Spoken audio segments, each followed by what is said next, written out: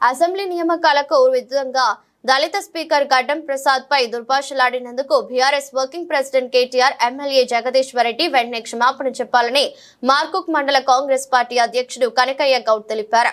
ఈ సందర్భంగా మాట్లాడుతూ సిద్దిపేట జిల్లా డీసీపీ అధ్యక్షుడు తూముకుంట నరసారెడ్డి ఆదేశానుసారం ఆదివారం రోజున మార్కుక్ మండల పరిధిలోని అంబేద్కర్ విగ్రహం ముందు కాంగ్రెస్ పార్టీ నాయకుల ఆధ్వర్యంలో BRS party working president KTR MLA Jagadishwar Reddy దిష్టిబొమ్మను దహనం చేశారు.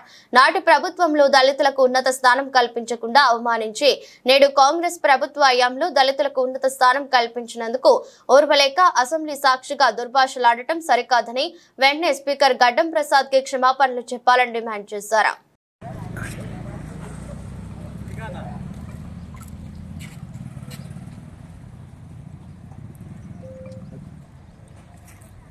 జగదీశ్వర్ రెడ్డి గారు ఏదైతే మన స్పీకర్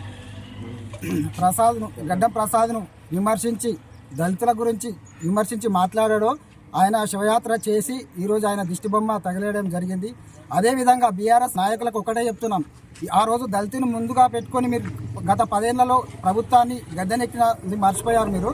అదే నేను దళితుని సీఎం చేస్తా అన్నావు, అదేవిధంగా దళితునికి 3 ఎకరాల భూమి ఇస్తా అన్నావు, అదేవిధంగా దళితునికి ఇంటికో ఉద్యోగం ఇస్తా అన్నావు.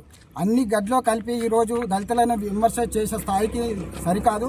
నువ్వు వెంటనే దళితునికి స్పీకర్కు క్షమాపణ చెప్పాలని మా కాంగ్రెస్ పార్టీ మండల పార్టీ తరఫున మేము హెచ్చరించి చెప్తున్నాం. అదేవిధంగా ఆ రోజు కేటీఆర్ ఏం మాట్లాడాడు, బీసీ కులగరన్న అది తప్పుల తడకని మాట్లాడాడు. అదే విధంగా తప్పుల తడక నీ 10 ఏళ్ల ప్రభుత్వంలో నువ్వు బీసీ కుల ఆలోచన ఏం చేశావు? అదే నువ్వు గ్రహించుకో. ఒకటి కేటీఆర్, మీరు అయితే ఇవన్నీ విమర్శలు మానుకోవాలి. ఏదైతే ఇవాళ ఎగ్జాంపుల్ ఇది ఇస్తున్నాము, తస్మాత్ జాగ్రత్త. జై కాంగ్రెస్.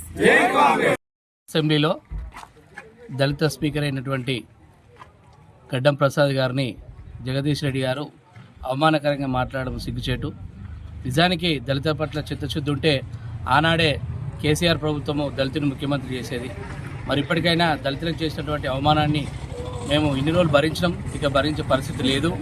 కాంగ్రెస్ ప్రభుత్వం వచ్చింది, కాంగ్రెస్ పార్టీ ఆధ్వర్యంలో దళితులకు అనేకమైనటువంటి సంక్షేమ కార్యక్రమాలు ముందుకు తీసుకొస్తున్నారు. మరి అదేవిధంగా ఏదైతే నిండు సభలో అవమానపరిచినటువంటి జగదీష్ రెడ్డి గారి శాసనసభ్యత్వాన్ని కూడా రద్దు చేయాలని కాంగ్రెస్ పార్టీ తరఫున డిమాండ్ చేస్తున్నాం. దళితులకు వెంటనే క్షమాపణ చెప్పాల్సిందే కోరుతూ ఉన్నాం. మున్ముందు మరిన్ని కార్యక్రమాలు చేసి ఎట్లయితే దళితులను వ్యతిరేకించినట్టుగా మాట్లాడితే దళితులు తగిన గుణపాఠం చెప్పారు, ముందు ఇంకా గుణపాఠం చెప్తారని కాంగ్రెస్ పార్టీ తరఫున డిమాండ్ చేస్తున్నాం.